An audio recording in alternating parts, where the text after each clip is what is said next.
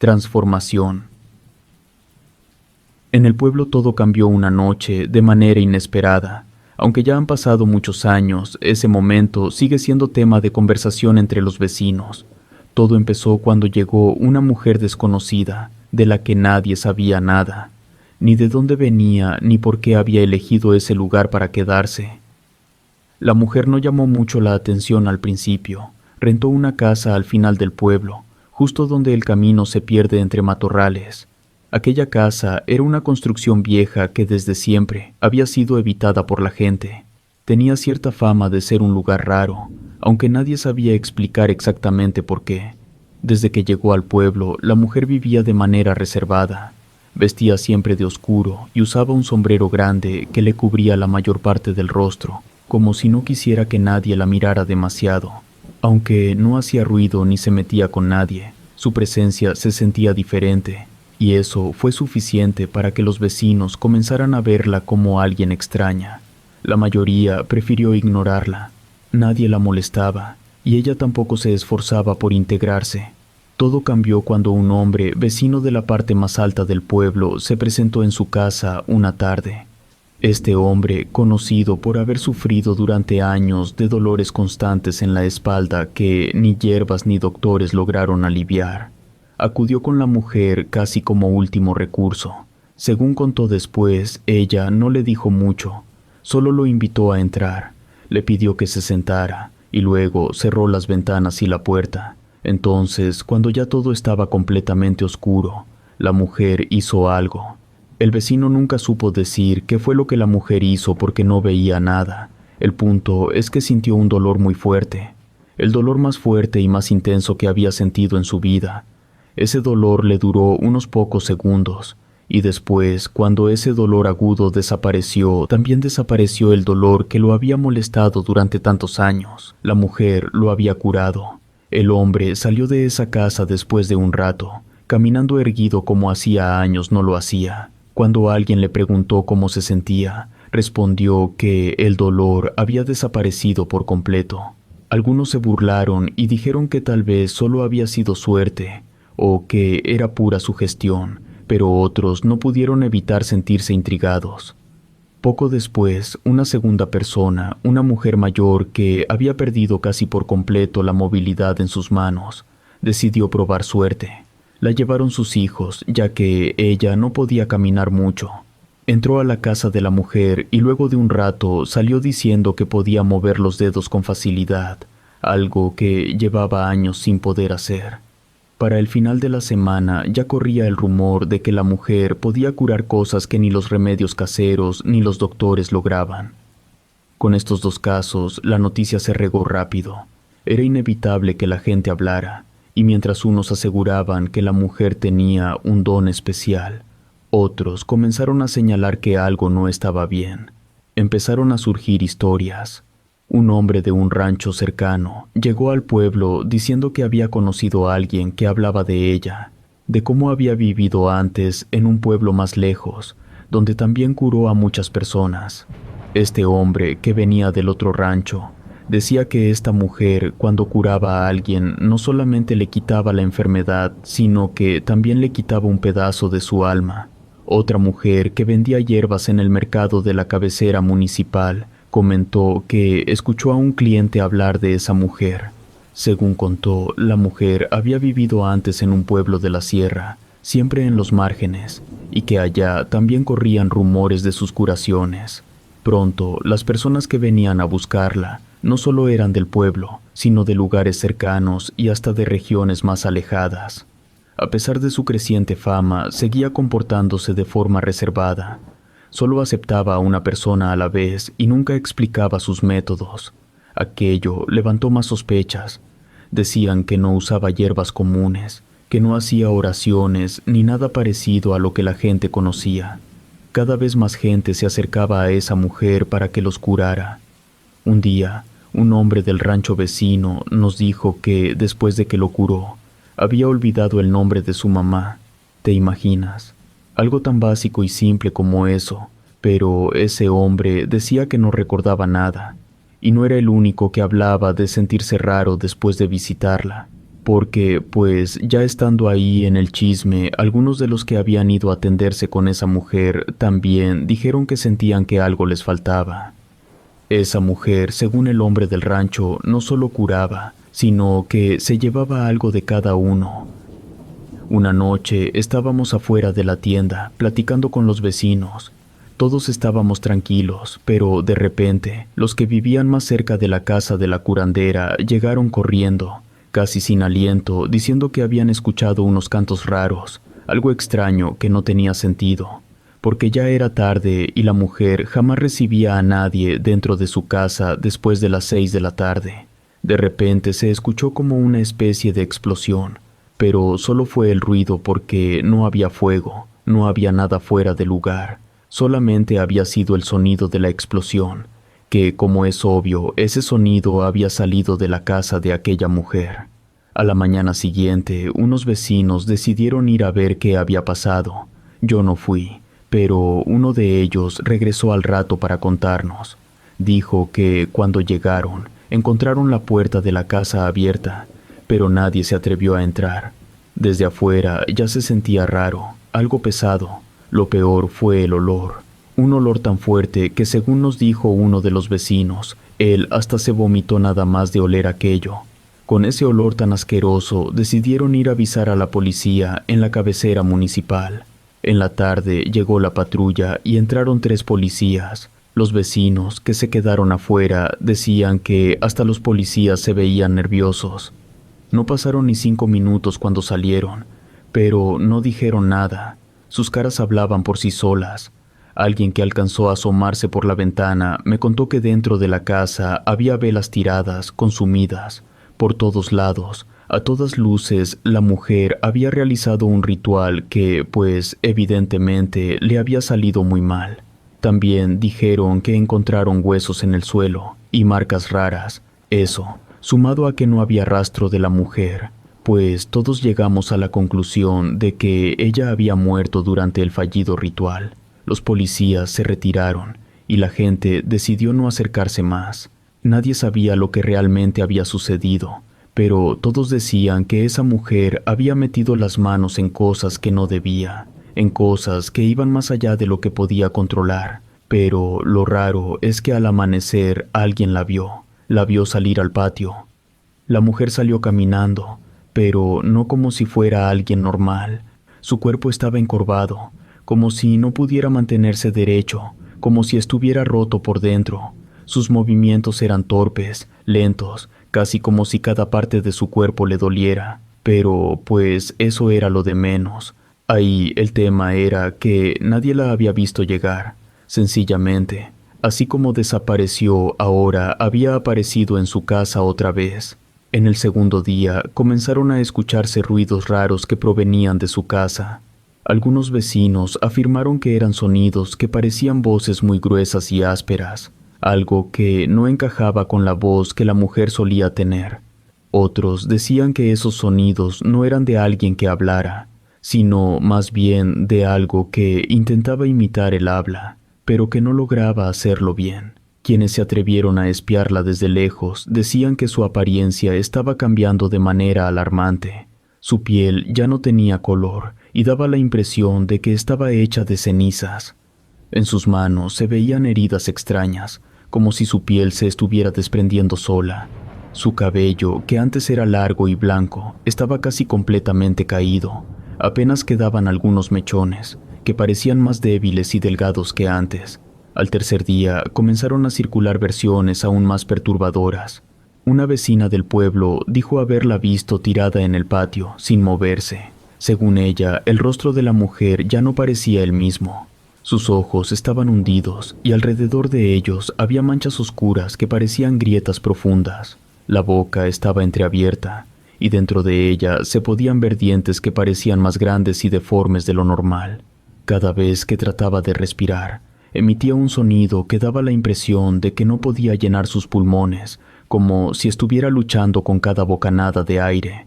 Esa misma tarde, uno de los hombres del pueblo decidió ir a ver qué estaba pasando en la casa. Dijo que quería asegurarse de que la mujer estuviera bien, pero todos sabían que lo que realmente sentía era curiosidad. Caminó hasta el sendero que llevaba a la vivienda y se detuvo un rato para observar desde lejos. Después de un momento, avanzó un poco más. De repente, dejó de moverse y se quedó mirando fijamente hacia el interior de la casa. Nadie supo qué fue lo que vio, pero regresó al pueblo con un semblante muy pálido.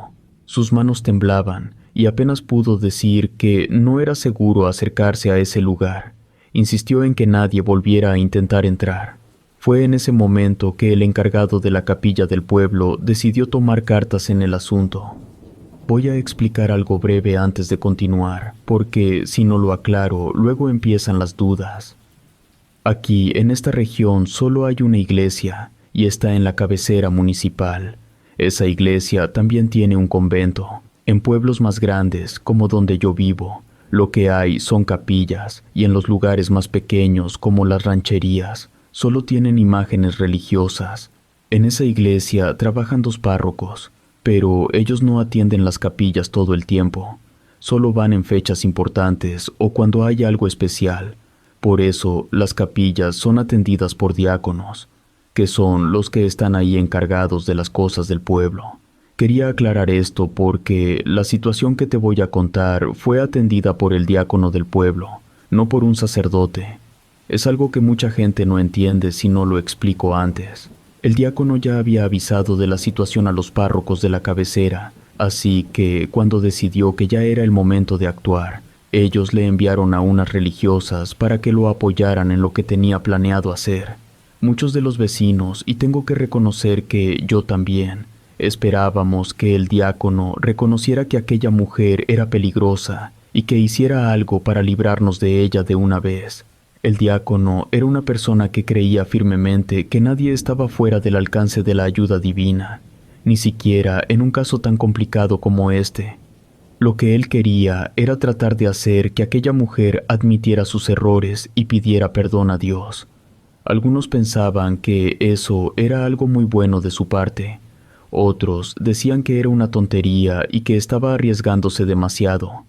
Pero su decisión ya estaba tomada, y los párrocos de la cabecera estaban de acuerdo con lo que él quería hacer. Por eso le mandaron apoyo. El diácono se preparó para ir. Llevaba con él un crucifijo de madera, una Biblia y una botella con agua bendita.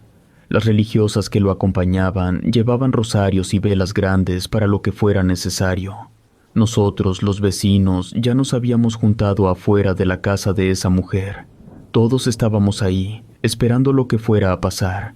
El diácono tocó la puerta varias veces, pero nadie respondió. Después de esperar un momento, empujó la puerta, que se abrió con un chirrido. Antes de que el diácono y las monjas entraran, yo me ofrecí a acompañarlos, no porque me sintiera valiente, sino porque sentía que era lo correcto. El diácono aceptó que yo entrara con ellos. Adentro se sentía un olor fuerte, a descomposición, como si algo se estuviera pudriendo. La luz de afuera apenas iluminaba las habitaciones, dejando todo en penumbras. Vi al diácono empezar a rezar con voz firme, pidiendo que la bruja se arrepintiera de sus pecados. En una esquina oscura la encontramos. Estaba encogida, casi como si se hubiera hecho más pequeña. Sus ojos abiertos parecían vacíos, como si no mirara nada.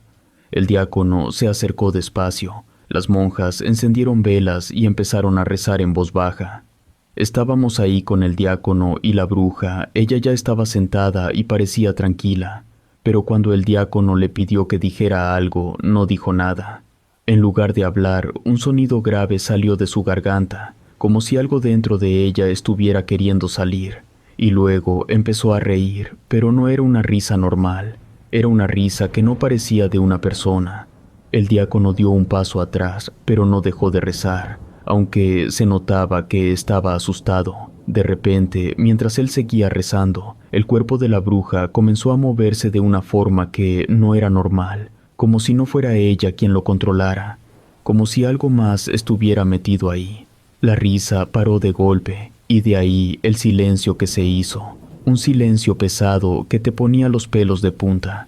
El diácono les dijo a las monjas que siguieran rezando, y empezó a rociarle agua bendita a la bruja. Ahí fue cuando la mujer abrió la boca y soltó un grito tan fuerte que hizo que las monjas dejaran caer los cirios al suelo. El sonido era horrible. Yo nunca había oído algo así, algo tan profundo que se metía en los huesos. El diácono no paraba de rociar agua, pero no parecía tener mucho efecto. De pronto, una de las monjas, por alguna razón, se acercó demasiado a la bruja. Yo vi cómo la bruja la agarró del brazo y la mordió. La mordida fue tan profunda que la sangre empezó a mancharle las ropas. El diácono no lo pensó dos veces y corrió a ayudarla, arrastrando a la monja herida con él. Las otras monjas que estaban en la casa me miraron, y con esa mirada supe lo que tenía que hacer. Ellas levantaron los cirios del suelo y me los entregaron, y luego salieron rápido de la casa. Yo, sin pensarlo mucho, fui y prendí fuego a las cortinas con esos cirios. En cuanto el fuego empezó, me apuré a salir porque el calor ya se sentía. Lo que esperábamos todos era escuchar los gritos de la bruja, gritos por el fuego, por quemarse. Pero no, lo que pasó fue peor. En lugar de gritar, la bruja se carcajeaba, se reía como si disfrutara el dolor. Cuando nos dimos cuenta de que la bruja ya no era el problema, nos fuimos a ver cómo estaba la monja a la que la bruja había mordido. Su rostro estaba pálido y su respiración estaba errática. Pensamos que era por el dolor, el miedo, lo que había pasado, pero pronto nos dimos cuenta de que algo más estaba ocurriendo. Ella no dejaba de tocarse el brazo, como si sintiera algo extraño, algo que no podía quitarse. Cuando el diácono intentó acercarse a ella para ayudarla, salió un gruñido de su garganta, y ese gruñido, créame, sonaba igualito al que había hecho la bruja. Fue como si algo de ella se hubiera pegado a la monja. El diácono la tranquilizó, la metieron en la capilla, la encerraron ahí. Mientras tanto, el diácono y las monjas seguían rezando en voz alta, mientras algunos vecinos curiosos se asomaban desde lejos, pero nadie se atrevía a acercarse. Todos estábamos esperando a ver qué pasaba, porque lo que había comenzado no parecía que fuera a terminar pronto. Estuvieron rezando hasta que salió el sol, y ya cuando el día empezó a aparecer, el diácono nos pidió a 4 hombres que nos quedáramos ahí, afuera de la capilla, para proteger la puerta. Nos dijo que no dejáramos que nadie entrara, pero sobre todo que no dejáramos que la monja se fuera. Y ahí nos quedamos, vigilando. Se nos encargó encargarnos de todo mientras él iba a la cabecera municipal. Tenía que informar a los párrocos y consultar con ellos lo que debía hacerse ante lo que estaba ocurriendo. Lo único que llegaba a nuestros oídos eran pasos. Después de un rato comenzaron a escucharse golpes. Estos eran fuertes. No pasó mucho tiempo cuando también empezaron a oírse otros ruidos más extraños, gruñidos profundos que parecían venir desde la garganta de un animal grande, carcajadas que no sonaban normales, y también lloriqueos que parecían de una persona sufriendo. Todo era un caos de sonidos. Todo se quedó completamente en silencio. Nadie supo qué hacer al principio, pero después uno de los que estábamos ahí decidió acercarse para mirar a través de una rendija. Fue entonces cuando lo vimos ponerse pálido mientras nos decía lo que estaba pasando. Ahí, en el centro de la capilla, estaba la monja. Su cuerpo no se movía en lo absoluto, permanecía completamente quieta. Su cabeza estaba inclinada hacia un costado, su boca también estaba entreabierta, pero lo que llamó más la atención fueron sus dientes. Esos dientes no eran humanos, eran largos y terminaban en punta, como si fueran de un animal. Nos quedó claro que la monja había cambiado de manera aterradora, obviamente provocado por la mordida de la bruja. La había infectado, la había transformado. Cuando el diácono volvió al día siguiente, no llegó solo. Además de las monjas, llegó también con uno de los párrocos. Al verlos, nos acercamos y les preguntamos qué era lo que tenían planeado hacer. Nos explicaron que no había otra opción más que realizar un exorcismo.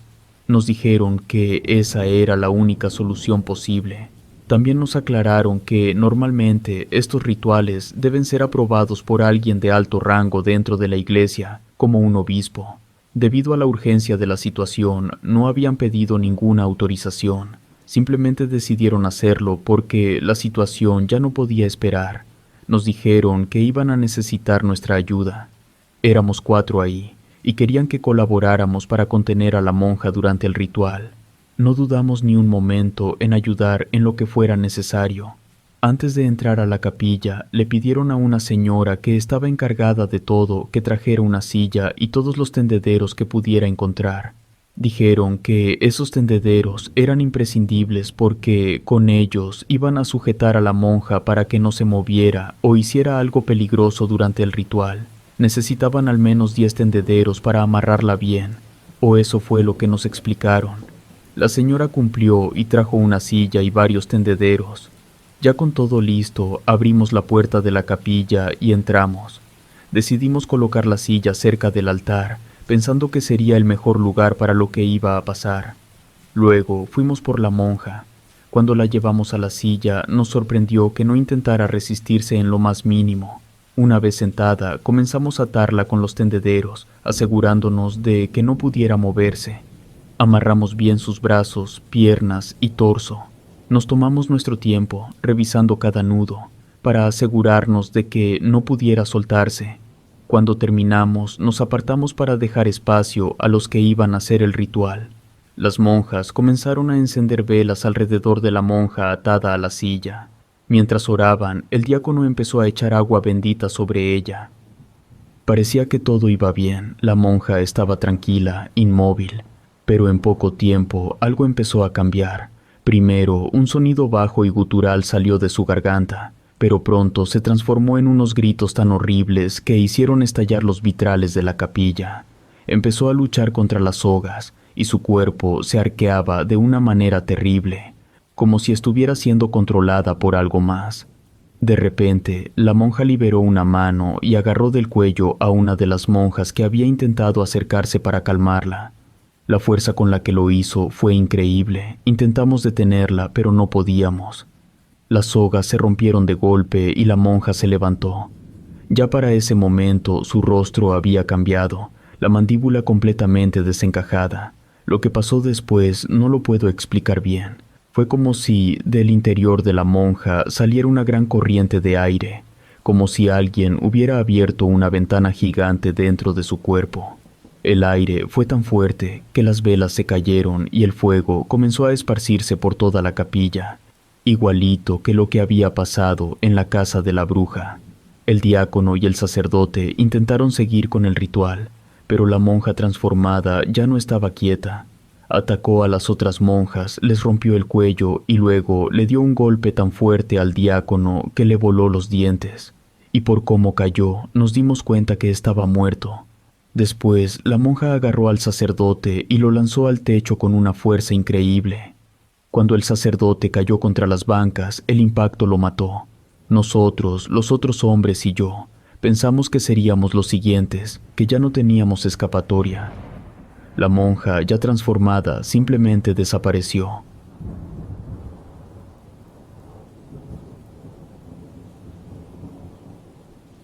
Desentierro. Para que entiendan la historia que les quiero contar, es importante primero que les platique de una leyenda que data de la época en la que el señor Porfirio Díaz era presidente. Cuentan que una vez pidió la ayuda de una bruja, una mujer que vivía apartada en las montañas y que decían tenía conocimientos que iban más allá de lo natural. La bruja se negó. No se sabe si fue por orgullo o por miedo a las consecuencias. Pero el caso es que la respuesta no le gustó al presidente. La orden fue clara: acabar con ella y con su hijo. El ejército llegó al pequeño rancho donde vivían.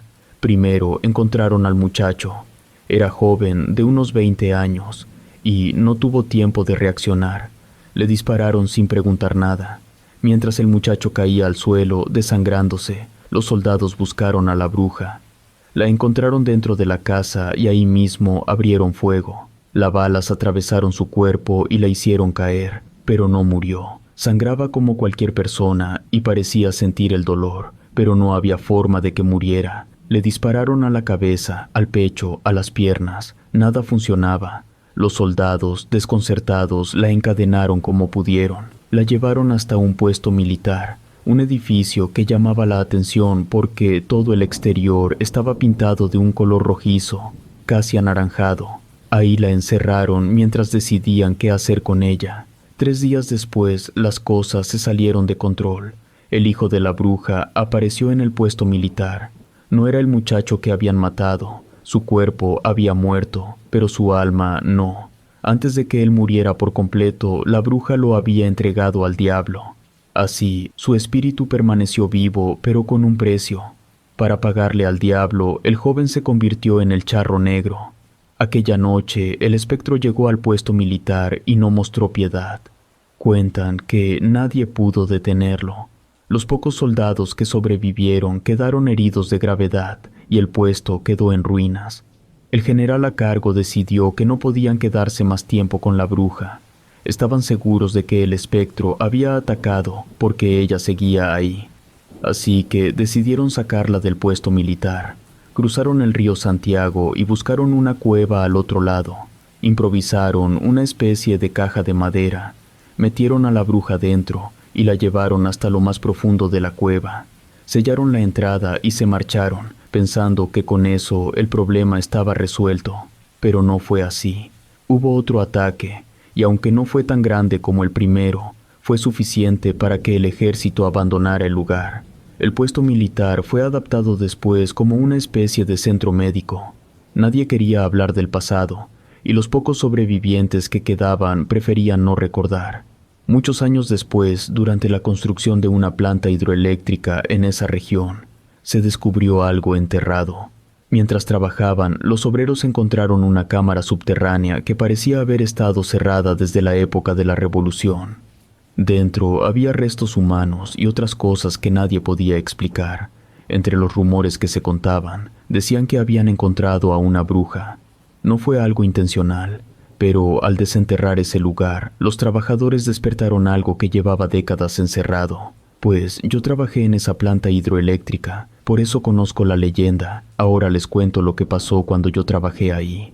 Cuando fui a buscar empleo en la hidroeléctrica, el camino me llevó a cruzar el puente de Arcediano. Era un paso que conectaba las barrancas, con una estructura que a pesar de tener ya demasiados años se veía fuerte, hecha de cables tensos, porque, para quienes no lo sepan, el puente de Arcediano fue el primer puente colgante de México. Desde ahí arriba podía notarse el río Santiago recorriendo el fondo, mientras que más adelante se veía cómo avanzaba la obra de la planta hidroeléctrica. Había escuchado que en la hidroeléctrica pagaban bien y que estaban contratando gente de varios lugares. No lo dudé mucho y decidí presentarme para intentar conseguir una oportunidad. En un principio, el trabajo en la planta era lo esperado. Me asignaron varias tareas, como mover materiales, inspeccionar las herramientas y ocasionalmente ayudar al equipo de mantenimiento con lo que se necesitara. Aunque el trabajo era exigente y demandaba mucho esfuerzo físico, el pago compensaba el esfuerzo. Con el tiempo me fui acostumbrando a la rutina y al ritmo que se manejaba ahí. Había un asentamiento cercano donde nos alojábamos los trabajadores, ya que no era práctico que viviéramos lejos, tomando en cuenta las distancias tan largas entre la planta y los pueblos cercanos. Me llevaba bien con varios compañeros, aunque siempre había pequeños grupos donde algunos tenían más confianza entre ellos. En las noches, después de cumplir con las largas jornadas, algunos solíamos reunirnos para platicar. Fue en esas charlas nocturnas donde me contaron la leyenda que les conté al principio de mi historia. Aunque escuchaba esas historias, no les daba mucha importancia. Después de un tiempo, comencé a notar que algunos compañeros empezaban a comportarse de manera extraña. Decían que las herramientas no estaban en el lugar donde las habían dejado, que desaparecían o que aparecían en áreas completamente diferentes. Algunos comentaban que durante las noches escuchaban sonidos que parecían pasos o golpes en sitios donde, según ellos, no debería haber nadie. Algunos empezaron a decir que lo que habían encontrado durante las excavaciones no debía haber salido de ese lugar y que incluso, después de tanto tiempo, algo permanecía cerca de la planta, aunque no lo podíamos ver. En el 9º año que estuve trabajando en la planta, las cosas empezaron a volverse raras, porque las anomalías ya no solo se limitaban a las instalaciones de la planta, sino que comenzaron a pasar cosas en el asentamiento. Había quienes decían que sentían como si alguien más estuviera dentro, aunque no pudieran ver a nadie. Al principio nadie les prestaba mucha atención, no pensaban que fuera para tanto, pero después, con el paso del tiempo, empezaron a acumularse cosas raras. Las puertas, de repente, se abrían solas, sin que nadie las tocara. Las luces no paraban de parpadear, y varias veces los perros, esos perros que andaban por ahí, empezaban a ladrar mirando hacia el vacío, como si estuvieran viendo algo, pero no había nada. Eso fue lo que empezó a poner a la gente nerviosa, porque ya no era normal. Pasaron 2 años desde esos primeros detalles extraños, y yo llevaba ya 11 años trabajando ahí en la planta, cuando al fin pasó algo que nadie esperábamos. Una mañana todo el asentamiento se llenó de ruido, se oían pasos rápidos y varias voces hablando al mismo tiempo. Todos pensamos que podía ser una inspección o algo relacionado con el trabajo, como siempre, pero pronto nos enteramos de lo que en realidad estaba pasando. Un niño había desaparecido durante la noche. La familia contó que lo habían visto acostarse como siempre, en su cama, pero al amanecer ya no estaba. Cuando fueron a buscarlo cerca, pensaron que a lo mejor se había ido por ahí, sin decir nada, pero no lo encontraron en ningún lado. Todos nos enteramos rápido porque el lugar era pequeño y en un sitio como ese, pues todo el mundo se entera de todo. Los encargados no perdieron tiempo y organizaron una búsqueda inmediata. Empezaron por revisar las casas, aunque muchos de nosotros nos sentimos un poco incómodos porque nadie quería que pensaran que estábamos ocultando algo. Después buscaron en las áreas de trabajo, por los alrededores del asentamiento y hasta por la parte del río, pensando que tal vez el niño había ido hacia allá, pero no hubo ninguna señal, nada que indicara dónde estaba. La familia estaba destruida, la madre no paraba de llorar y el padre estaba muy confundido, con mucha prisa por encontrar algo, cualquier pista. Algunos compañeros decían que a lo mejor el niño había intentado regresar al pueblo solo, pero eso no tenía sentido, porque era un camino largo que ningún niño podría recorrer solo, y menos en la oscuridad de la noche. La búsqueda siguió todo el día y hasta bien entrada la noche, pero a pesar de los esfuerzos no apareció ni una sola pista. La gente, que ya estaba inquieta por los rumores, ahora estaba completamente alarmada. El miedo ya se podía sentir en todos lados, porque no era normal que alguien desapareciera así, sin dejar rastro, sin ni siquiera una señal de lo que había pasado, y en un lugar tan pequeño, donde todos nos estamos fijando en todo, nadie entendía cómo podía haber sucedido algo así. Apenas habían pasado 2 días y ya comenzó a ocurrir algo más raro. Durante la madrugada, otra familia pasó por lo mismo. Su hijo desapareció mientras dormía. Ellos dijeron que esa noche el niño había estado jugando con sus hermanos antes de acostarse, y no parecía tener nada raro, ningún miedo, nada que pudiera hacer pensar que algo no estaba bien. Nadie escuchó ruidos extraños, ni notaron nada raro. La puerta estaba cerrada con seguro, pero cuando revisaron su cama, el niño ya no estaba.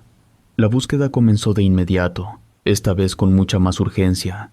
Se volvieron a revisar todas las casas, los alrededores y hasta los lugares más apartados del área, pero al igual que la vez pasada, no hubo ninguna diferencia. No apareció ninguna pista, ni ropa, ni nada que nos ayudara a entender qué estaba pasando. Los encargados intentaron calmar a todos, diciendo que pedirían ayuda a las autoridades, pero esas palabras no sirvieron de nada. Nadie se calmó. La preocupación subió de nuevo, porque ya no era un caso aislado, y se empezaba a notar que algo realmente extraño estaba sucediendo. Antes de que los demás pudieran procesar lo ocurrido, pasó lo mismo al día siguiente. Una niña de otra familia también desapareció. Cuando explicaron lo sucedido, el miedo se hizo aún más grande. Ya nadie intentaba negar que algo grave estaba ocurriendo. La tensión creció y las personas empezaron a exigir explicaciones inmediatas. Algunos comenzaron a sospechar que alguien del mismo grupo podía estar involucrado, pero eso no parecía tener sentido. Todos nos conocíamos y no había señales de que alguien actuara de forma extraña. Y entre la paranoia no faltó quien comenzara a decir que lo que estaba pasando, de seguro, tenía algo que ver con la cosa que habían desenterrado cuando se estaba construyendo la planta. Decían que al remover lo que estaba ahí algo se había liberado y ahora estaba tomando represalias. Aunque sonara difícil de aceptar, las circunstancias hacían que más personas lo consideraran como una posibilidad. Las familias comenzaron a actuar con desesperación. Algunos pusieron más seguros en puertas y ventanas, tratando de evitar que alguien pudiera entrar durante la noche. Otros encendieron velas pensando que eso podría protegerlos de lo que estuviera ocurriendo. Los encargados de la planta, sintiendo la presión de las familias y entendiendo la gravedad de lo que estaba pasando, tomaron la decisión de revisar las grabaciones de las cámaras de seguridad, cosa que por algún motivo estaba prohibido. El dueño de la planta lo había dejado en los estatutos. Nadie podía revisar las grabaciones. Sí había gente de monitoreo, pero ellos solamente podían observar en tiempo real. Estaba prohibido revisar grabaciones ya pasadas. El por qué nunca nadie lo entendió. A pesar de que estaba prohibido, como la situación ya estaba sobrepasando a todos, pues el gerente de la planta tomó la decisión de revisar las grabaciones de las noches que los infantes habían desaparecido. En las primeras revisiones no encontraron nada que llamara la atención. Durante las noches en que desaparecieron los niños, las imágenes mostraban pasillos vacíos, algunas luces parpadeando de manera normal, pero nada más. No se veía a nadie merodeando las casas ni nada fuera de lugar. Todo lucía completamente normal, lo que no hacía más que aumentar la frustración de quienes buscaban respuestas. ¿Cómo era posible que alguien lograra llevarse a un niño sin dejar ni un solo rastro de su presencia? Uno de los supervisores, convencido de que tal vez habían pasado algo por alto, decidió mirar nuevamente las grabaciones. Esta vez revisó cada cuadro con mucho cuidado, buscando algo que antes no hubieran notado. En ese proceso encontraron algo que, de no haber prestado suficiente atención, podría haber quedado ignorado. En las cámaras que estaban colocadas en las zonas más apartadas, alcanzaron a distinguir la silueta de una figura femenina. Siempre aparecía justo al borde del área que las cámaras podían captar, casi como si evitara ser vista. La mujer miraba hacia las casas, pero nunca daba un paso hacia ellas. Apenas estaba unos segundos en cada grabación y desaparecía. El supervisor se aseguró de compartir lo que había encontrado con los demás. Las imágenes mostraban que la mujer vestía ropa que parecía ser oscura, pero los detalles de su vestimenta no eran claros debido a la mala calidad de la grabación. Lo que causaba más inquietud era que su aparición siempre coincidía con las noches en las que los niños habían desaparecido. Había quienes pensaban que tal vez era alguien ajeno al lugar que había logrado entrar sin ser detectado, pero esa posibilidad no explicaba cómo había conseguido llegar hasta ahí, considerando que el sitio estaba rodeado de barrancas y caminos complicados de atravesar sin que alguien lo notara. Cuando los trabajadores supieron lo que aparecía en las grabaciones, la preocupación creció rápidamente. Algunos comenzaron a decir que aquello no era una persona común y corriente, según algunos se trataba de una bruja. Luego desapareció otro niño. Lo buscaron durante horas, revisaron los alrededores y preguntaron entre todos, pero no lograron encontrarlo. Cabe destacar que el momento en que esa figura de mujer en las grabaciones fue detectada, pusieron a una persona encargada de vigilar las cámaras durante las noches. Pues la noche de la desaparición más reciente, la persona encargada de estar vigilando las cámaras dijo después que no había notado nada extraño en el monitoreo. Afirmó que todo parecía estar en orden. Al revisar los videos una vez más, volvieron a encontrar esa silueta en una esquina. Apenas se distinguía. Aunque no era claro lo que hacía, estaba ahí otra vez. Unas familias hicieron cruces con lo que tenían a la mano, unas de madera, otras con lo que sea. Las clavaron en las entradas de sus casas. Otros no se complicaron tanto y solo pusieron sal en las ventanas y puertas, como si eso fuera a hacer alguna diferencia. Los que estaban encargados del lugar intentaron calmar a todos. Les decían que no había motivo para pensar en cosas raras, pero entre nosotros nadie les creyó. Ya el ambiente estaba raro y el miedo se notaba en todos. Cualquier ruido en la oscuridad, cualquier movimiento fuera de lo normal, dejaba a la gente más nerviosa. No había nada que calmara a nadie, eso se sentía en el aire. Pero lo que realmente cambió las cosas fue cuando desapareció el quinto niño. Ahí ya no hubo vuelta atrás. Esa noche el lugar estaba más callado de lo normal, y créame que eso solo hizo que la gente se pusiera más tensa. En medio de ese silencio, de repente se oyó un grito, el grito de una madre. Yo y todos los que estábamos ahí supimos al instante lo que significaba. Se prendieron las luces de inmediato, la gente salió de sus casas, pero ¿qué podía decirse ya? No había nada que hacer. En ese momento fue cuando varias familias dijeron basta. Agarraron lo que pudieron, casi dejando todo atrás, y empezaron a irse. Los responsables del lugar intentaron convencerlos. Les decían que ya se estaban tomando medidas, que las autoridades estaban al tanto. Pero nada, nadie les creyó. Los que trabajaban ahí ya sabían que las desapariciones no eran cosa fácil de resolver, y lo único que querían era salir mientras aún podían, mientras aún tenían a sus hijos cerca. Los que tenían carro metieron todo lo que les cupo. Los demás, pues tomaron lo que pudieron en las manos y se pusieron a caminar. Las casas se quedaron vacías, las puertas abiertas, pertenencias por todo el suelo, un caos. Solo unos pocos se quedaron, pero esos se quedaron porque no tenían a dónde más ir. Creo que eran nada más 2 familias y unos perros. Yo, al igual que todos, me fui. Después de todo lo que pasó, no tenía motivo para quedarme. Apenas comenzó a amanecer, agarré mis cosas y me uní al grupo que salía del lugar. Con el paso del tiempo, supe que nunca volvieron a trabajar en la planta. Los dueños intentaron traer a la gente de vuelta, pero la historia de lo que pasó allá seguía asustando a todos. Nadie se atrevió a regresar. Lo más complicado de todo fue que nunca se supo nada de los niños. Simplemente desaparecieron. Nadie encontró ni un solo rastro. No quedó ni la mínima señal de que estuvieron ahí. Las familias que los perdieron, pues vivieron con esa incertidumbre siempre. Algunos intentaron buscar respuestas, incluso trataron de encontrar a esa mujer que salía en las cámaras de seguridad, pero al final nunca hallaron nada. Yo no le puedo asegurar que lo que pasó tenga algo que ver con una bruja. Lo único que puedo decir es que los detalles de lo que ocurrió allá podrían hacer que cualquiera piense que fue algo raro, algo fuera de lo normal, pero de todas maneras siempre he creído que hay que mantener la cabeza fría. No es bueno saltar a conclusiones sin más. Con el paso de los años, lo que ocurrió en ese lugar terminó convirtiéndose en una especie de leyenda que muchos cuentan, pero que ya no tiene mucha claridad. La confusión viene de varias cosas que sucedieron alrededor de esa zona. Primero, la hidroeléctrica que estaba ahí tenía 2 plantas, y una de ellas colapsó en algún momento. Luego, también había otra hidroeléctrica en la región que no tenía nada que ver con la planta en la que yo trabajé.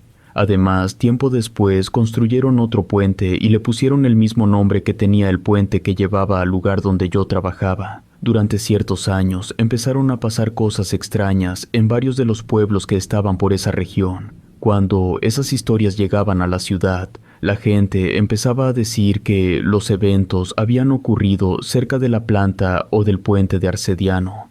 El problema es que, dependiendo qué año, pudieron haber estado 1, 2 o hasta 3 plantas al mismo tiempo en la misma región. Entonces, pues las historias de los diferentes pueblos comenzaron a mezclarse entre sí. Al final, todo se convirtió en una sola masa de relatos confusos, y era muy difícil saber qué había pasado realmente en cada lugar.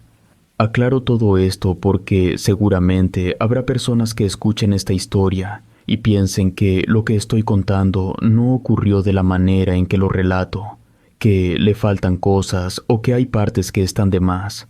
Eso no es verdad.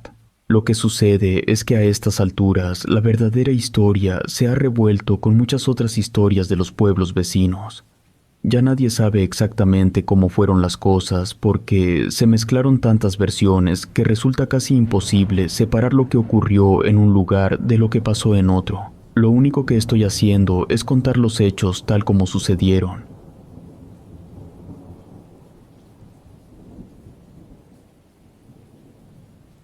Rechinadientes. Me mandaron a la cabecera municipal para hacer mis prácticas. Era parte del programa de servicio social que te obligan a hacer cuando estudias para ser dentista. Llegué con la idea de que no habría mucho trabajo. Según me dijeron, la gente de las comunidades casi no va al dentista. Pensé que iba a ser fácil, atender a uno que otro paciente, hacer limpiezas, sacar muelas y pasar el resto del tiempo sin mucho que hacer. No parecía un lugar complicado ni de esos donde te toca lidiar con cosas graves. El centro de salud estaba en una construcción vieja pero en buen estado. Un edificio sencillo, de paredes blancas ya algo desgastadas, con una sala de espera pequeña y 3 consultorios al fondo. Al llegar, me recibieron las 2 personas que trabajaban ahí. La jefa de las enfermeras, una señora mayor que llevaba muchos años en ese lugar, y uno de los médicos, que era más joven. Me explicaron cómo funcionaba todo.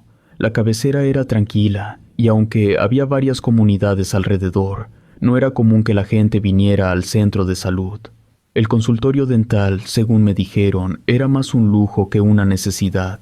Solo en casos de dolor muy fuerte se acercaban, pero hasta eso pasaba poco. Había días en los que no llegaba nadie. El primer día lo pasé acomodando las cosas en el consultorio.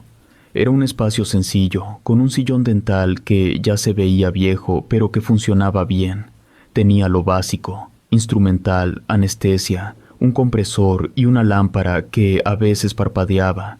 Las ventanas daban a un campo abierto. Me dijeron que a veces las noches eran ruidosas por los animales, pero no le di importancia. Para mí, ese lugar iba a ser tranquilo, pero al segundo día me di cuenta de que estar ahí no serían como unas vacaciones, porque en cuanto se corrió la voz de que yo había llegado, empezaron a llegar pacientes. Literalmente se hizo una fila que salía del centro de salud. No esperaba tanto movimiento en un lugar así, y menos tan temprano. Y yo no era el único sorprendido. El resto del personal del centro de salud también estaban como sacados de onda por la cantidad de gente esperando que yo los atendiera. La mayoría eran mujeres acompañando a niños pequeños. Lo primero que pensé fue que las madres no podían dejar a sus hijos en casa y por eso los llevaban. Pero en cuanto pedí la lista de los pacientes que iba a atender la enfermera, me dijo que todos los pacientes eran los niños. Eso sí que no me lo esperaba. Ya pasé al primer niño, que para empezar, el niño todavía no debería empezar a perder dientes porque tenía 4 años, un poco raro. Hay condiciones médicas que lo pueden provocar. No son muy comunes, pero tampoco son tan raras. Además, estando en una zona rural, pues se suelen ver cosas atípicas para una urbe. El segundo niño era un poco mayor, tenía 5 años. Esa es una edad relativamente normal para que pierda el primer diente. El problema era que a este niño ya le faltaban 3, un incisivo central inferior y 2 incisivos centrales superiores, con el pequeño detalle de que los incisivos centrales superiores se empiezan a caer cerca de los 7 años, a veces hasta los 8 años. Así que definitivamente un niño de 5 años no debería haber perdido 2 de esos dientes. Pregunté a la mamá desde cuándo estaba así y me dijo que empezó hacía unas semanas, sin dolor ni nada raro. El tercer niño tenía 7 años, que ya era una edad más normal para perder una pequeña variedad de piezas dentales. Pero lo que definitivamente no debería ocurrir es que un niño de 7 años estuviera perdiendo los primeros molares primarios, cosa que no debería de ocurrirle hasta los 9 o 10 años.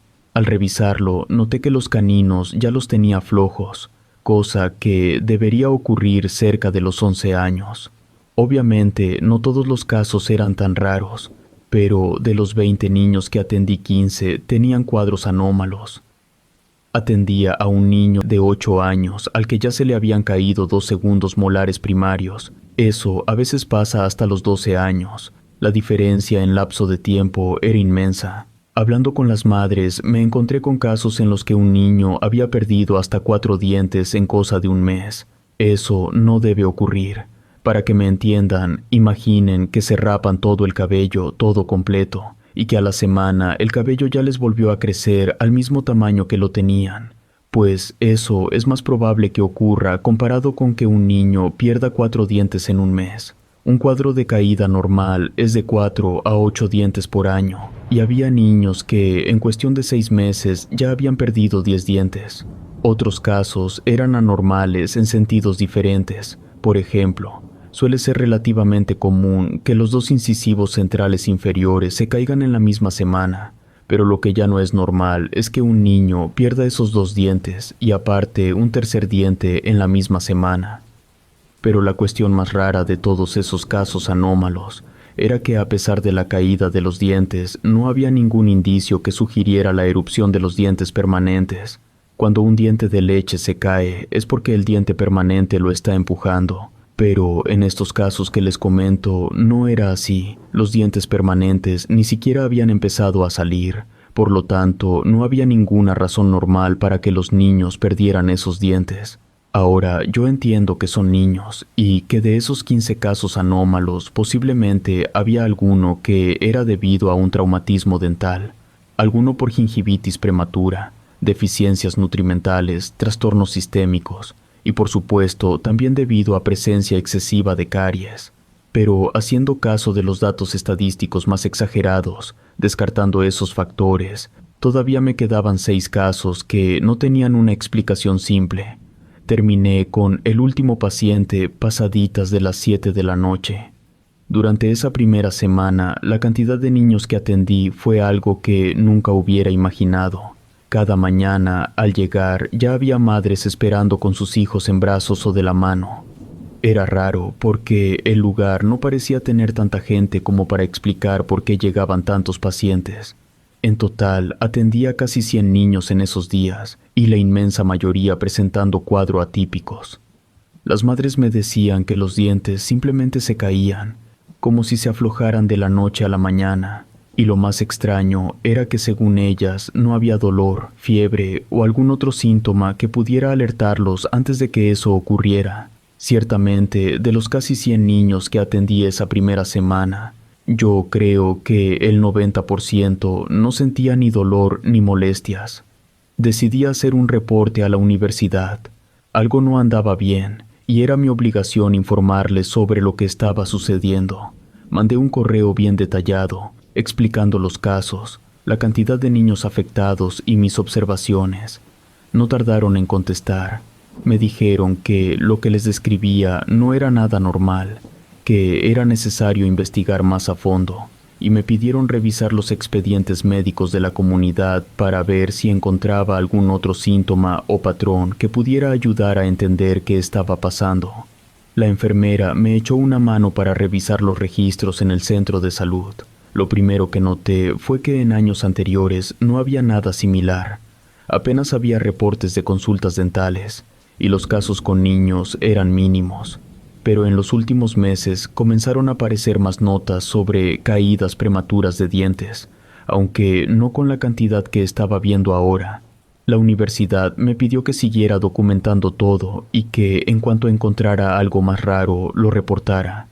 No sabía qué pensar, pero cada día la situación parecía más extraña. Una noche, después de atender a más niños con el mismo problema, decidí llamarle a mi mamá por teléfono. Quería contarle todo lo raro que estaba pasando y desahogarme un poco. Le hablé de los niños, de cómo se les caían los dientes y que ninguno parecía tener dolor o fiebre. Mi mamá, escuchando todo en silencio, me dijo que tal vez era algo relacionado con la comida o el agua del lugar. Me recomendó seguir reportando a la universidad y que no me preocupara tanto. Mientras hablábamos, mi abuela, que siempre estaba cerca del teléfono fijo en la casa, se acercó a escuchar. En cuanto mi mamá mencionó lo de los dientes, ella se puso alerta. Me pidió que le explicara todo con más detalle. Traté de contarle los hechos sin sonar alarmado, pero cuando terminé, mi abuela dejó escapar un suspiro largo, profundo. Con un tono serio, me dijo que eso no era algo que los médicos pudieran resolver. Esa respuesta me dejó sin palabras por un momento. Yo sabía que mi abuela siempre había creído en ciertas cosas, ya saben, cosas extrañas. Me explicó que lo que estaba pasando le recordaba historias antiguas sobre unas criaturas conocidas como las brujas rechinadientes. Yo no tenía idea de qué hablaba, pero ella lo explicó como si fuera algo muy conocido. Según lo que me contó, esas brujas se camuflaban entre la gente con caras comunes y amables. Lo que hacían, decía, era robarles los dientes a los niños. Se les acercaban con promesas, dulces o juguetes, y cuando los niños caían en su trampa y les entregaban los dientes, ellas los utilizaban para sus propios fines oscuros, relacionados con pactos o cosas oscuras, como los rituales satánicos. Me dijo que había historias antiguas en otras comunidades sobre sucesos similares. Aseguraba que, después de que los niños perdieran sus dientes, ocurrían cosas extrañas, y siempre había quien decía haber visto a una mujer desconocida rondando por las noches. Lo curioso de esa mujer, me dijo, es que la gente la identificaba por un sonido raro, como si viniera de sus dientes que rechinaban constantemente. Mientras me contaba todo esto, me advirtió que no me quedara solo en el centro de salud durante la noche y que si escuchaba algo extraño afuera, mejor no saliera. Mi mamá, al escuchar lo que decía mi abuela, trató de calmarla, asegurándole que todo eso solo eran leyendas de pueblo y que no había motivo para asustarse. Mi abuela, muy convencida de sus palabras, dejó claro que esas historias no se inventaban sin razón. Después de despedirse, me quedé pensando en todo lo que había dicho. Al día siguiente, mientras revisaba a más niños en el centro de salud, no podía evitar recordar lo que mi abuela había contado. Cada caso nuevo hacía que inevitablemente pensara en esas brujas rechinadientes. Decidí que no perdía nada con intentar saber más, aunque no estuviera del todo convencido. Así que, de manera muy sutil, comencé a preguntarles a los niños algunas cosas mientras los revisaba. Buscaba no alarmar a las madres ni hacer evidente que estaba investigando algo extraño. Les preguntaba, con naturalidad, cómo se les habían aflojado los dientes.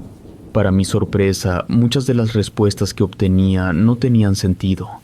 Algunos mencionaban que el hada de los dientes se los había llevado, pero su descripción no coincidía con lo que yo esperaba escuchar. Otros hablaban del ratón, pero no como en los cuentos infantiles. Una niña de apenas 5 años me dejó sin palabras al describir que ese supuesto ratón no era pequeño, sino grande, casi del tamaño de una persona. Incluso añadió que tenía dientes de diferentes tamaños en la boca. Otro niño, más grande, me dijo que no había sido el ratón, sino una señora que lo visitaba por las noches. Según él, esa señora siempre se asomaba por la ventana de su cuarto y le decía que le entregara los dientes. Cuando le pregunté cómo era esa señora, solo dijo que tenía una cara amable, pero que no hablaba con la boca, sino con los dientes. A ver, yo entiendo que eso de que hablaba con los dientes en lugar de con la boca no tiene ningún sentido, pero yo les estoy diciendo las cosas tal cual me las dijo ese niño. Lo más inquietante fue que los niños más pequeños, que apenas podían explicarse, mencionaban cosas similares, aunque con palabras confusas. Decían que alguien les había prometido juguetes o dulces, pero que nunca llegaban a verlos. Lo único que recordaban era quedarse sin algún diente al día siguiente. Las madres, por su parte, parecían no notar nada extraño en las historias. Para ellas los niños hablaban de cosas normales, como el hada o el ratón, pero yo sabía que algo no cuadraba. Los detalles no eran los típicos que se escuchan. Me quedé pensando en lo que dijo mi abuela sobre las brujas rechinadientes, y aunque no quería creerlo, empezaba a parecer que no era solo una leyenda. Para la tercera semana, después de días intensos con filas de madres y niños desde temprano, el flujo de pacientes comenzó a disminuir. Pensé que era un descanso necesario después de tanto trabajo. La primera vez que llegué y vi la sala de espera casi vacía, me sentí aliviado. Atendí a un par de niños ese día, y ambos presentaban lo mismo de siempre: dientes caídos sin dolor ni señales de infección. Eran solo 2 pacientes, algo que no había pasado desde que llegué. En los días siguientes, la tendencia continuó. Pasaban madres, pero ahora en menor número. Algunos niños ya no regresaban para sus revisiones, aunque habían prometido hacerlo. Cuando pregunté a la enfermera si sabía algo al respecto, ella simplemente dijo que la gente en estas comunidades era así. que no era raro que de un momento a otro dejaran de acudir al centro de salud, incluso cuando los problemas persistían. Según ella, si los niños no se quejaban de dolor, las mamás no veían la necesidad de seguir viniendo. Al principio me convencí de esa explicación. Quizá la gente simplemente se había acostumbrado a la situación, o tal vez pensaban que no valía la pena viajar desde las comunidades solo para que yo les dijera lo mismo, que no había mucho que hacer más que esperar a ver si los dientes nuevos salían. Pero mientras más días pasaban con tan pocos pacientes, empecé a sentir que no era solo eso. Había algo raro en cómo las madres parecían despreocuparse de un problema que antes las traía tan inquietas. Lo más extraño era que los casos no habían desaparecido por completo. Los niños que sí venían seguían teniendo el mismo problema: dientes flojos o encías cerradas donde deberían estar saliendo nuevos dientes. Incluso los que regresaban después de semanas no mostraban mejora. Era como si de repente a casi nadie le importara ya. Al final de la semana me di cuenta de que la aparente tranquilidad no me daba paz. El silencio del consultorio, que al principio se sentía como un respiro, comenzó a pesarme. La normalización de algo tan extraño me hacía sentir que lo que estaba pasando no era menos grave, sino todo lo contrario. Una mañana comenzaron a llegar noticias de varias comunidades cercanas.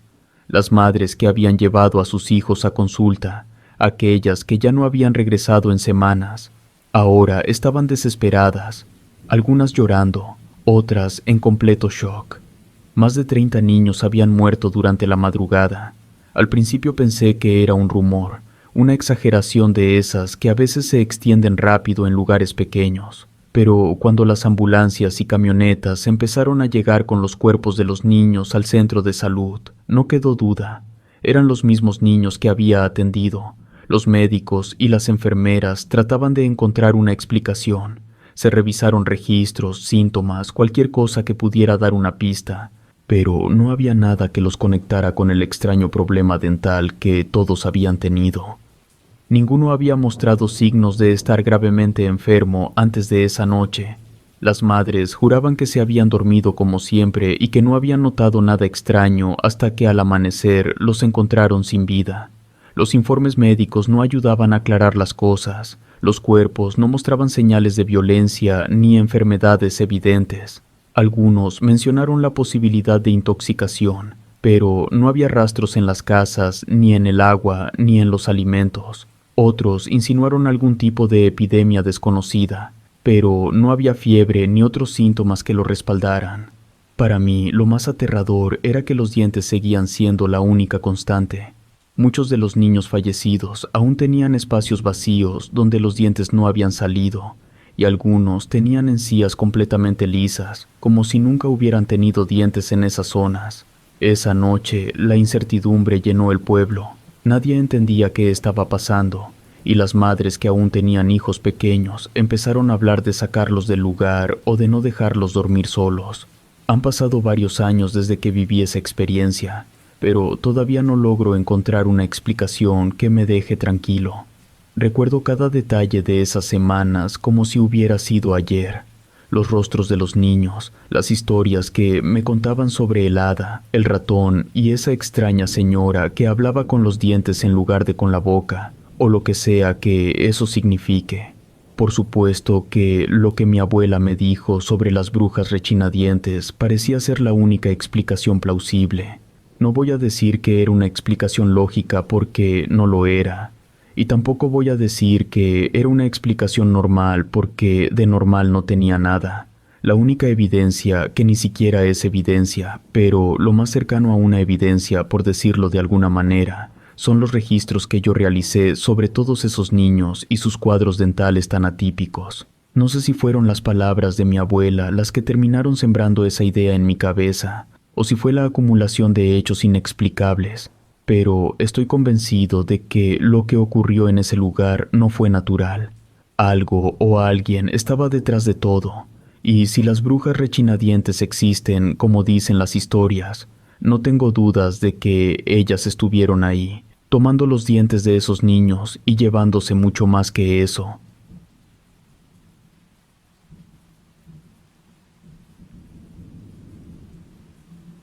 La matriarca de la biznaga. En la biznaga, un pueblo bien chiquito donde todos se conocían, había una mujer que todos llamaban la bruja de la biznaga. Mi bisabuelo decía que esa mujer hacía cosas raras, cosas que dejaban a la gente pensando por días, como si estuvieran viendo algo que no podían explicar. No era una bruja como las que uno se imagina, de esas viejas con ropa fea y despeinadas. Esta mujer tendría unos 40 años, no más. Se vestía de una manera que llamaba la atención, pero sin verse mal. Su piel era morena y tenía unos ojos que te miraban como si te pudieran leer lo que traías en la cabeza. Siempre traía el cabello trenzado, bien cuidado, y en las trenzas llevaba plumas y cuentas que brillaban cuando el sol les pegaba. Lo más raro, decía mi bisabuelo, era cómo reaccionaban los animales cuando ella pasaba cerca. Las aves se bajaban de los árboles y se quedaban quietas, como esperando algo. Los caballos, que normalmente se asustan fácil, no hacían nada, ni siquiera movían las orejas. Y los coyotes, que siempre andan a la distancia, no se iban. Se quedaban mirándola desde lejos, como si no les diera miedo. Eso no pasaba con nadie más, decía él. Todo el pueblo sabía que esa mujer sabía un montón de cosas sobre plantas y piedras, cosas de la naturaleza. Cuando alguien tenía un problema o estaba enfermo y los doctores no podían hacer nada, iban con ella. Ella hacía cosas que parecían sacadas de otros tiempos. Quemaba hierbas, usaba humo y decía palabras que nadie entendía. Mi bisabuelo decía que esas cosas eran muy antiguas, que venían de antes de que los rancheros llegaran a esa región. Con el tiempo, su fama se empezó a regar. No solo la buscaba la gente del pueblo, también llegaban de otros lados. Algunos iban porque tenían problemas difíciles de resolver, pero otros preferían no acercarse ni poquito. Se contaban muchas historias sobre ella. Decían que podía curar enfermedades que los doctores no podían, pero también decían que no había que faltarle al respeto. Mi bisabuelo decía que si se enojaba, las cosas no terminaban bien. Él contaba sobre un hombre que una vez se burló de ella. Según lo que decía, ese hombre empezó a ponerse mal al poco tiempo. Primero dejó de hablar como si no pudiera sacar las palabras, y luego ya no podía trabajar porque no tenía fuerzas. Su salud siguió empeorando hasta que quedó muy mal. En el pueblo, la gente decía que eso le pasó por no respetarla. Mi bisabuelo tuvo su propio encuentro con ella cuando era niño. Estaba muy enfermo, con una fiebre que no se le quitaba con nada. Su papá, después de probar de todo, decidió llevarlo con la mujer. Al llegar a la casa, que era como una choza de adobe, ella los miró sin decir mucho. Sacó una vara y empezó a dibujar un círculo grande en el suelo de tierra. Dentro del círculo puso hojas secas, un polvo gris que parecía ceniza y otras cosas que tenía guardadas en un costal. Después empezó a decir algo, pero hablaba tan bajito que mi bisabuelo nunca supo qué decía. Lo único que recuerda es que el humo que salía de lo que quemaba olía raro, como a hierbas mezcladas con algo más. Esa misma noche mi bisabuelo mejoró. La fiebre se le quitó por completo, y al día siguiente ya andaba jugando como si nada hubiera pasado. Su papá, bien agradecido, quiso darle algo a la mujer. Le entregó un sombrero viejo que era especial para él. Ella lo recibió sin decir nada. Apenas sí hizo una sonrisita y lo guardó. Después de eso, nomás se dio la vuelta y siguió haciendo sus cosas. Mi bisabuelo decía que una vez, cuando andaba con unos chamacos buscando leña lejos del pueblo, se toparon con una serpiente de colores bien vivos, toda enrollada en un tronco tirado. Uno de los muchachos agarró un palo porque quería matarla, pero mi bisabuelo no lo dejó. Él siempre tenía en la cabeza lo que le decía su papá. Esas serpientes no se deben tocar porque están relacionadas con la bruja. Según eso, la bruja las usaba como sus ojos o algo así, para andar viendo todo lo que pasaba por donde no podía estar. Los niños se quedaron mirando a la serpiente un rato, pero al final la dejaron ahí y se regresaron al pueblo con su leña. Cuando llegaron, justo al entrar, ahí estaba la mujer. Estaba parada frente a su casa, sin decir nada. Nomás los miró y sonrió tantito, como si supiera lo que habían hecho allá en el monte. Después, en el pueblo pasó algo peor. La biznaga tuvo una sequía muy fuerte, de esas que parece que no se van a acabar nunca. Los pozos se empezaron a secar, el río no traía agua, y las plantas se fueron poniendo amarillas. Apenas alcanzaba el agua para lo más necesario. Y poco a poco la cosa se puso fea. Pasaban los días, y la gente no sabía qué hacer. Llegó un momento en que alguien dijo que a lo mejor debían ir a pedirle ayuda a la bruja. No todos estaban de acuerdo al principio. Decían que era peligroso, que a lo mejor ella los iba a engañar o que todo podría salir peor. Pero conforme pasaban los días y la situación se complicaba, mi bisabuelo decía que ya todos terminaron aceptando que no había otra opción. Entonces fueron, pero no uno por uno, sino todos juntos. Cuando le hablaron, la bruja no se negó a ayudar. Dijo que sí podía hacer algo, pero había una condición. Toda la gente del pueblo tenía que salirse por completo durante 3 días y 3 noches. Ni una persona ni un animal podía quedarse, nada. Si dejaban aunque fuera un pollito, advirtió que lo que iba a pasar era que la sequía no se iba a ir nunca. La gente no lo pensó mucho. Cargaron con los hijos, las gallinas, los chivos y hasta los perros. Todos agarraron sus cosas y se fueron. Mi bisabuelo contaba que esos días, aunque eran por la sequía, los disfrutó un montón. Su familia se fue a la casa de unos parientes que vivían cerca, y ahí estaban los primos de mi bisabuelo. Esos primos casi nunca los veía, y por eso se la pasó bien contento jugando con ellos. Decía que, de niño, esos días le parecieron de los mejores recuerdos que tenía. Cuando pasó el tiempo que dijo la bruja, la gente volvió al pueblo. Mi bisabuelo decía que parecía otro lugar. Los pozos estaban llenos, el río traía agua otra vez, y todo se veía verde. Las plantas estaban reviviendo, como si la sequía nunca hubiera pasado. Nadie sabía cómo había hecho la bruja para arreglar todo, pero desde entonces ya no faltó el agua. Poco a poco todo volvió a ser como antes. La gente del pueblo, después de eso, empezó a mirar diferente a esa mujer.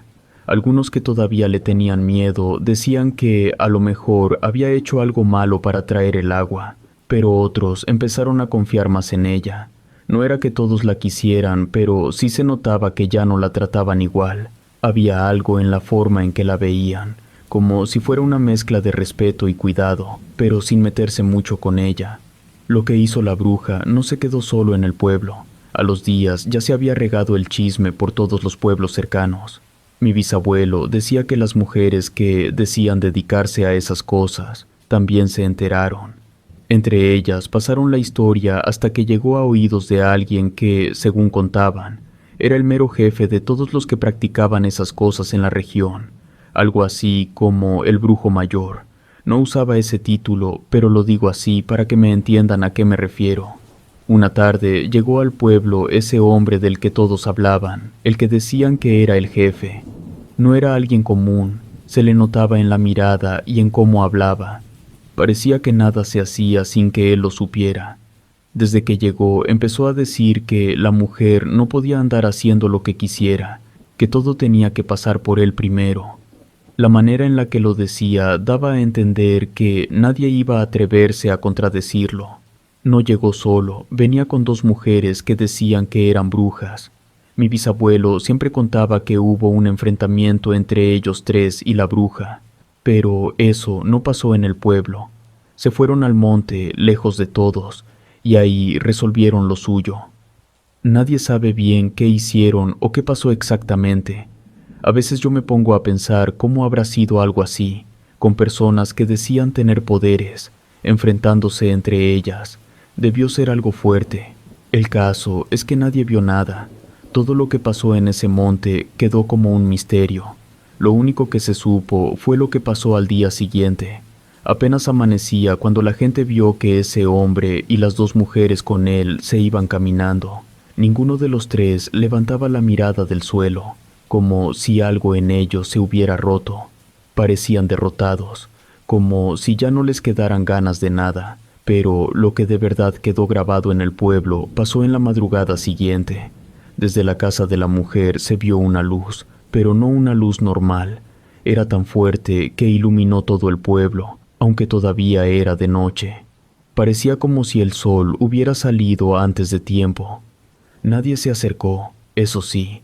La gente se quedó en sus casas mirando desde las ventanas. Nadie dijo nada, ni siquiera hubo preguntas en voz alta. Era como si el miedo hubiera hecho que todos se quedaran callados.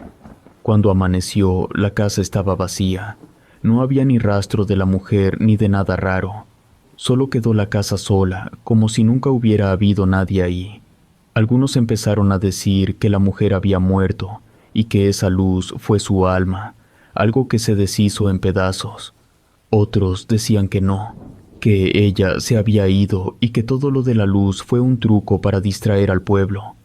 Nadie sabe qué pasó de verdad, pero después de eso la gente dejó de hablar del tema. Ya no hubo preguntas ni chismes, solo quedó la historia, que con los años se siguió contando. Mi bisabuelo, ya viejo, seguía diciendo lo que había visto en esos tiempos. Se acordaba de todo como si hubiera pasado el día anterior. No se cansaba de contar lo que vivió cuando esa mujer estaba en el pueblo. Con el tiempo, aunque la biznaga fue cambiando, las historias de la mujer siguieron vivas. Y años después empezaron a hablar de otra mujer. Le decían la bruja de la biznaga. Algunos aseguraban que era familia de la primera, tal vez una nieta o alguna pariente cercana. Otros decían que todo era invento de la gente, solo un cuento para tener algo de qué hablar. Al final, nadie sabe si eso era verdad o no, pero la gente siguió contando esas historias. Las cosas que pasan aquí nunca se olvidan del todo, aunque ya nadie quiera hablar mucho de ellas.